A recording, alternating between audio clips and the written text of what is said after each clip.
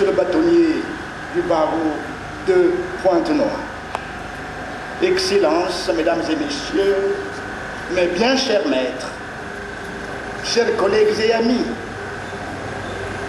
dans l'invitation que monsieur le bâtonnier du barreau de Pointe-Noire a bien voulu m'adresser pour participer à cette heureuse rencontre, il m'a été demandé de vous entretenir d'un sujet particulièrement sensible concernant votre activité professionnelle et qui porte sur la délicate question de votre éthique.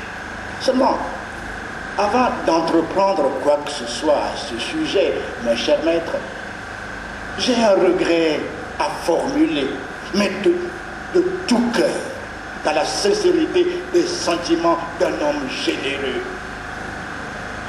Si j'avais été avocat de statut, eh bien, j'aurais pu, mon Dieu, vous accueillir avec une effusion de sentiments généreux pour vous dire, mes chers maîtres, heureux d'être là, pour écouter une certaine vérité, un peu à la manière de Jésus, qui pensait qu'il était porteur de vérité quelque part. Mais je ne le puis. Je ne suis pas avocat de statut et je le regrette infiniment. Seulement, mes chers maîtres, à mon avantage, il y a l'adage latin qui me permet de prendre quelques renforts.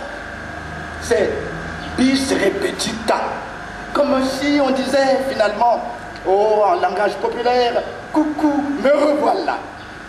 Pourquoi? Mais parce que justement, l'année dernière, en ce lieu même, un lieu mythique, cette salle d'audience de la Cour d'appel de Pointe-Noire, eh bien, je vous avais entretenu pratiquement du même sujet, bis repetita, mais je pense ne pas pouvoir être aussi abondant que la fois dernière.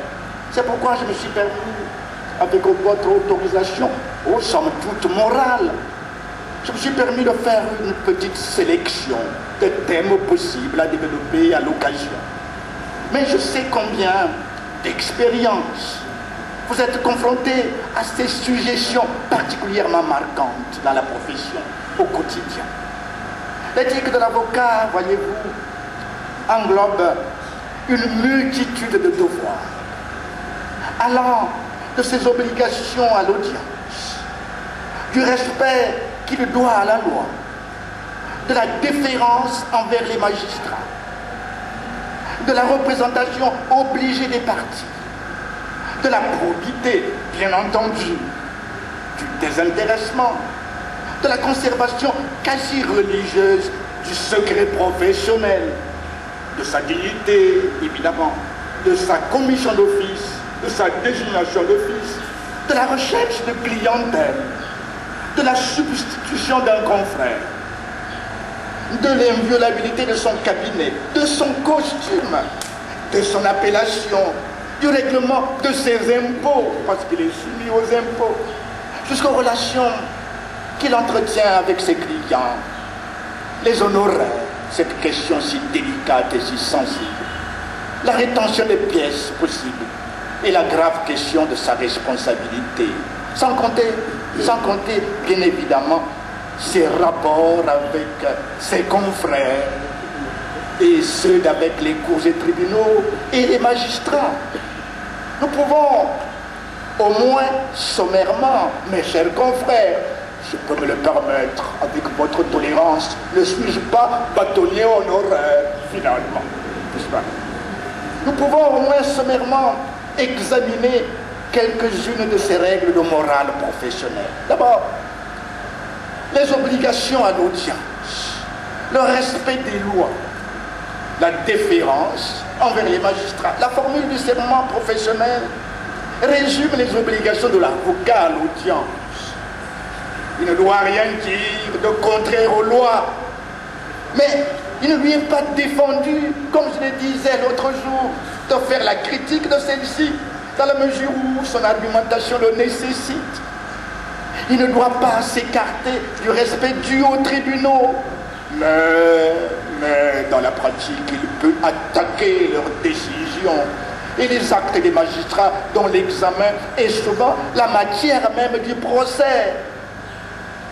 Parfois, il lui faudra même mettre en cause les personnes dans le respect de la courtoisie nécessaire, habilement articulée dans les contingences parfois d'une certaine sociologie du milieu. L'essentiel, voyez-vous, c'est qu'il s'exprime avec décence et modération, des expressions chargées de sens et d'histoire professionnelle. Décence et modération. Tout peut se dire, absolument tout. Il y a seulement la manière de le dire, de l'entreprendre habilement, par rapport à une certaine considération de subtilité spirituelle. J'avoue que c'est très beau ce métier. Je regrette de ne l'avoir pas embrassé aussitôt, mais je suis bâtonnier honoraire. Alors, voilà.